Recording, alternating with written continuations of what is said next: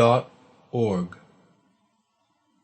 Brothers Karamazov by Fyodor Dostoevsky. Translated by Constance Garnett. Book 4, Chapter 6. A Laceration in the Cottage. He certainly was really grieved in a way he had seldom been before. He had rushed in like a fool, and meddled in what? In a love affair. But what do I know about it? What can I tell about such things? He repeated to himself for the 100th time, flushing crimson. Oh, being ashamed would be nothing. Shame is only the punishment I deserve. The trouble is, I shall certainly have caused more unhappiness, and Father Zosima sent me to reconcile and bring them together. Is this the way to bring them together? Then he suddenly remembered how he had tried to join their hands, and he felt fearfully ashamed again.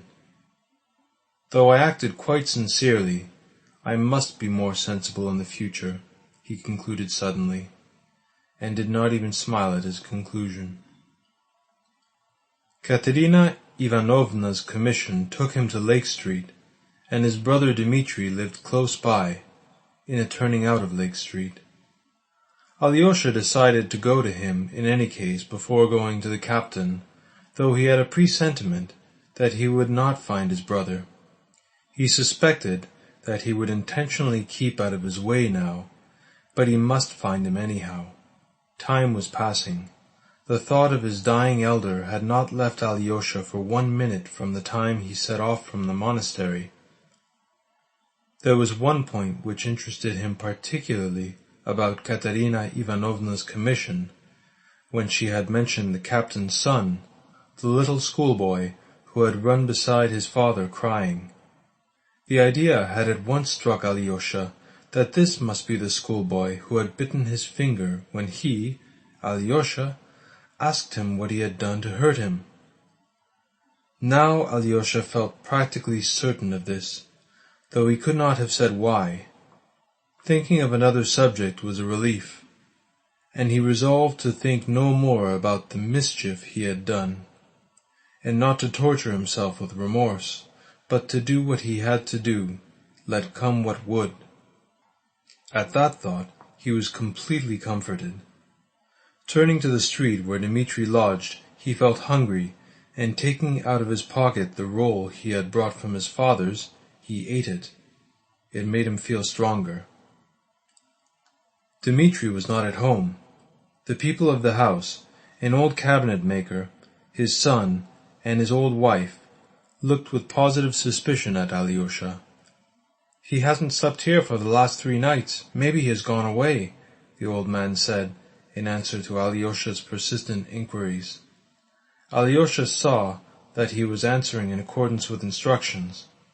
When he asked whether he were not at Grushenka's, or in hiding at Foma's, Alyosha spoke so freely, on purpose. All 3 looked at him in alarm. They are fond of him, they are doing their best for him, thought Alyosha. That's good. At last he found the house in Lake Street. It was a decrepit little house, sunk on one side, with 3 windows looking into the street, and with a muddy yard in the middle of which stood a solitary cow. He crossed the yard, and found the door opening into the passage. On the left of the passage lived the old woman of the house with her old daughter. Both seemed to be deaf. In answer to his repeated inquiry for the captain, one of them at last understood that he was asking for their lodgers, and pointed to a door across the passage. The captain's lodging turned out to be a simple cottage room. Alyosha had his hand on the iron latch to open the door when he was struck by a strange hush within. Yet he knew from Katerina Ivanovna's words that the man had a family. Either they are all asleep, or perhaps they have heard me coming and are waiting for me to open the door. I'd better knock first. And he knocked. An answer came, but not at once, after an interval of perhaps 10 seconds. "Who's there?" shouted someone in a loud and very angry voice. Then Alyosha opened the door and crossed the threshold. He found himself in a regular peasant's room. Though it was large, it was cumbered up with domestic belongings of all sorts, and there were several people in it. On the left was a large Russian stove. From the stove to the window on the left, there was a string running across the room, and on it there were rags hanging. There was a bedstead against the wall on each side, right and left, covered with knitted quilts. On the one on the left was a pyramid of 4 print-covered pillows, each smaller than the one beneath. On the other, there was only one very small pillow. The opposite corner was screened off by a curtain or a sheet hung on a string. Behind this curtain could be seen a bed made up on a bench and a chair. The rough square table of plain wood had been moved into the middle window. The 3 windows, which consisted of 4 tiny greenish mildewy panes, gave little light and were close shut, so that the room was not very light and rather stuffy. On the table was a frying pan with the remains of some fried eggs, a half-eaten piece of bread, and a small bottle with a few drops of vodka. A woman of genteel appearance, wearing a cotton gown, was sitting on a chair by the bed on the left. Her face was thin and yellow, and her sunken cheeks betrayed at the first glance that she was ill. But what struck Alyosha most was the expression in the poor woman's eyes, a look of surprised inquiry and yet of haughty pride. And while he was talking to her husband, her big brown eyes moved from one speaker to the other with the same haughty and questioning expression. Beside her at the window stood a young girl, rather plain, with scanty reddish hair, poorly but very neatly dressed. She looked disdainfully at Alyosha as he came in. Beside the other bed was sitting another female figure. She was a very sad sight, a young girl of about 20, but hunchback and crippled, with withered legs, as Alyosha was told afterwards. Her crutches stood in the corner close by. The strikingly beautiful and gentle eyes of this poor girl looked with mild serenity at Alyosha. A man of 45 was sitting at the table, finishing the fried eggs. He was spare, small, and weakly built. He had reddish hair and a scanty, light-colored beard, very much like a wisp of tow. This comparison and the phrase, "a wisp of tow," flashed at once into Alyosha's mind for some reason. He remembered it afterwards. It was obviously this gentleman who had shouted to him, as there was no other man in the room. But when Alyosha went in, he leapt up from the bench on which he was sitting, and, hastily wiping his mouth with a ragged napkin, darted up to Alyosha. "It's a monk come to beg for the monastery. A nice place to come to," the girl standing in the left corner said aloud. The man spun round instantly towards her and answered her in an excited and breaking voice. "No, Varvara, you are wrong. Allow me to ask," he turned again to Alyosha, "what has brought you to our retreat?" Alyosha looked attentively at him. It was the first time he had seen him. There was something angular, flurried, and irritable about him. Though he had obviously just been drinking, he was not drunk. There was an extraordinary impudence in his expression, and yet, strange to say, at the same time, there was fear. He looked like a man who had long been kept in subjection and had submitted to it, and now had suddenly turned and was trying to assert himself. Or, better still, like a man who wants dreadfully to hit you, but is horribly afraid you will hit him. In his words and in the intonation of his shrill voice there was a sort of crazy humor, at times spiteful, and at times cringing, and continually shifting from one tone to another. The question about our retreat he had asked, as it were, quivering all over, rolling his eyes, and skipping up so close to Alyosha that he instinctively drew back a step. He was dressed in a very shabby dark cotton coat, patched and spotted. He wore checked trousers of an extremely light color, long out of fashion, and of very thin material. They were so crumpled and so short that he looked as though he had grown out of them like a boy. "I am Alexei Karamazov," Alyosha began in reply. "I quite understand that, sir," the gentleman snapped out at once to assure him that he knew who he was already. "I am Captain Snegiryov, sir. But I am still desirous to know precisely what has led you— Oh, I've come for nothing special. I wanted to have a word with you, if only you'll allow me." "In that case, here is a chair, sir. Kindly be seated." That's what they used to say in the old comedies, "Kindly be seated." And with a rapid gesture he seized an empty chair— it was a rough wooden chair, not upholstered— and set it for him in the middle of the room. Then, taking another similar chair for himself, he sat down facing Alyosha, so close to him that their knees almost touched. "Nikolai Ilyich Snegiryov, sir, formerly a captain in the Russian infantry, put to shame for his vices, but still a captain, though I might not be one now for the way I talk. For the last half of my life I've learned to say sir. It's a word you use when you've come down in the world." "That's very true," smiled Alyosha. "But is it used involuntarily or on purpose?" "As God's above, it's involuntary, but I usen't to use it. I didn't use the word sir all my life, but as soon as I sank into low water I began to say sir. It's the work of a higher power. I see you are interested in contemporary questions, but how can I have excited your curiosity, living as I do, in surroundings impossible for the exercise of hospitality?"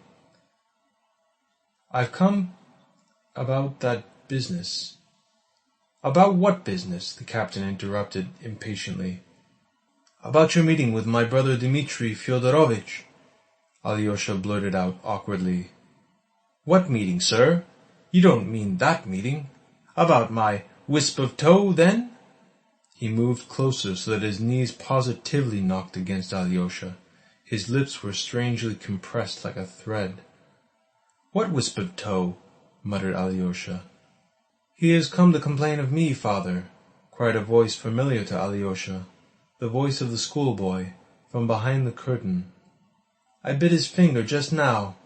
The curtain was pulled, and Alyosha saw his assailant, lying on a little bed made up on the bench and the chair in the corner under the icons. The boy lay covered by his coat and an old wadded quilt. He was evidently unwell, and judging by his glittering eyes, he was in a fever. He looked at Alyosha without fear, as though he felt he was at home and could not be touched. "What? Did he bite your finger?" The captain jumped up from his chair. "Was it your finger he bit?" "Yes, he was throwing stones with other schoolboys. There were 6 of them against him alone. I went up to him, and he threw a stone at me, and then another at my head. I asked him what I had done to him, and then he rushed at me and bit my finger badly. I don't know why." "I'll thrash him, sir, at once, this minute." The captain jumped up from his seat. "But I am not complaining at all. I am simply telling you. I don't want him to be thrashed. Besides, he seems ill." "And do you suppose that I'd thrash him? That I'd take my Ilusha and thrash him before you for your satisfaction? Would you like it done at once, sir?"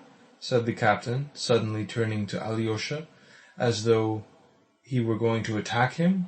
"I am sorry about your finger, sir, but instead of thrashing Ilusha, Would you like me to chop off my 4 fingers with this knife here before your eyes to satisfy your just wrath?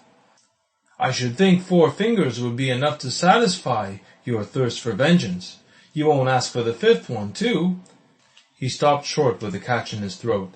Every feature in his face was twitching and working. He looked extremely defiant. He was in a sort of frenzy.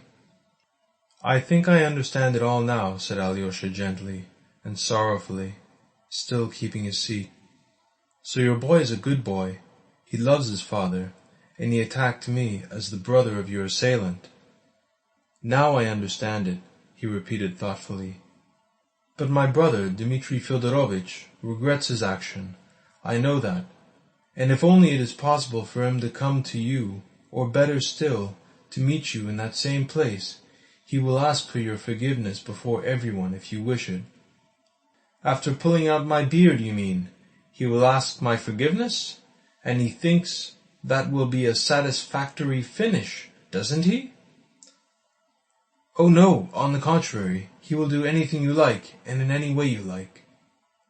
"So if I were to ask His Highness to go down on his knees before me in that very tavern, the Metropolis it's called, or in the marketplace, he would do it?" "Yes, he would even go down on his knees." "You've pierced me to the heart, sir. Touched me to tears and pierced me to the heart. I am only too sensible of your brother's generosity. Allow me to introduce my family, my 2 daughters and my son, my litter. If I die, who will care for them? And while I live, who but they will care for a wretch like me? That's a great thing the Lord has ordained for every man of my sort, sir, for there must be someone able to love even a man like me." "Ah, that's perfectly true," exclaimed Alyosha. "Oh, do leave off playing the fool. Some idiot comes in, and you put us to shame," cried the girl by the window, suddenly turning to her father with a disdainful and contemptuous air. "Wait a little, Varvara," cried her father, speaking peremptorily, but looking at them quite approvingly. "That's her character," he said, addressing Alyosha again. "And in all nature there was naught that could find favor in his eyes. Or rather in the feminine, that would find favor in her eyes. But now let me present you to my wife, Arina Petrovna. She is crippled. She is 43. She can move, but very little. She is of humble origin. Arina Petrovna, compose your countenance. This is Alexey Fyodorovitch Karamazov. Get up, Alexey Fyodorovitch." He took him by the hand and with unexpected force pulled him up. "You must stand up to be introduced to a lady. It's not the Karamazov, Mamma, who, etc., but his brother, radiant with modest virtues. Come, Arina Petrovna. Come, Mamma. First your hand to be kissed." And he kissed his wife's hand respectfully, and even tenderly. The girl at the window turned her back indignantly on the scene. An expression of extraordinary cordiality came over the haughty, inquiring face of the woman. "Good morning. Sit down, Mr. Chernomazov," she said. "Karamazov, Mamma, Karamazov. We are of humble origin," he whispered again. "Well, Karamazov, or whatever it is, but I always think of Chernomazov. Sit down. Why has he pulled you up?" "He calls me crippled, but I am not. Only my legs are swollen like barrels, and I am shriveled up myself. Once I used to be so fat, but now it's as though I had swallowed a needle." "We are of humble origin," the captain muttered again. "Oh, father, father," the hunchback girl, who had till then been silent on her chair, said suddenly, and she hid her eyes in the handkerchief. "Buffoon!" blurted out the girl at the window. "Have you heard our news?" said the mother, pointing at her daughters. "It's like clouds coming over. The clouds pass and we have music again. When we were with the army, we used to have many such guests. I don't mean to make any comparisons. Everyone to their taste. The deacon's wife used to come and say, 'Alexander Alexandrovitch is a man of the noblest heart, but Nastasia Petrovna, she would say, is of the brood of hell. Well, I said, that's a matter of taste. But you are a little spitfire, and you want keeping in your place, says she. You black sword, said I. Who asked you to teach me? But my breath, says she, is clean, and yours is unclean. You ask all the officers whether my breath is unclean, and ever since then I had it in my mind. Not long ago I was sitting here as I am now, when I saw that very general come in who came here for Easter, and I asked him, Your Excellency, said I, can a lady's breath be unpleasant? Yes, he answered. You ought to open a window pane, or open the door, for the air is not fresh here. And they go on like that. And what is my breath to them? The dead smell worse still. I won't spoil the air, said I. I'll order some slippers, and I'll go away. My darlings, don't blame your own mother. Nikolai Ilyitch, how is it I can't please you? There's only Irusha, who comes home from school and loves me. Yesterday he brought me an apple. Forgive your own mother. Forgive a poor, lonely creature. Why has my breath become so unpleasant to you? And the poor mad woman broke into sobs, and tears streamed down her cheeks. The captain rushed up to her. Mamma, mamma, my dear, give over. You are not lonely. Everyone loves you. Everyone adores you. He began kissing both her hands again, and tenderly stroking her face. Taking the dinner napkin, he began wiping away her tears. Alyosha fancied that he too had tears in his eyes. There, you see, you hear? He turned with a sort of fury to Alyosha, pointing to the poor imbecile. I see and hear, muttered Alyosha. Father, father, how can you? With him! Let him alone! Cried the boy, sitting up in his bed and gazing at his father with glowing eyes. Do give over fooling, showing off your silly antics which never lead to anything, shouted Varvara, stamping her foot with passion. Your anger is quite just this time, Varvara, and I'll make haste to satisfy you. Come, put on your cap, Alexey Fyodorovitch, and I'll put on mine. We will go out. I have a word to say to you in earnest, but not within these walls. This girl sitting here is my daughter Nina. I forgot to introduce her to you. She is a heavenly angel incarnate, who has flown down to us mortals, if you can understand. There he is, shaking all over, as though he is in convulsions, Varvara went on indignantly. And there, stamping her foot at me and calling me a fool just now, she is a heavenly angel incarnate too, and she has good reason to call me so. Come along, Alexey Fyodorovitch, we must make an end. And, snatching Alyosha's hand, he drew him out of the room into the street. End of Chapter 6, Book 4.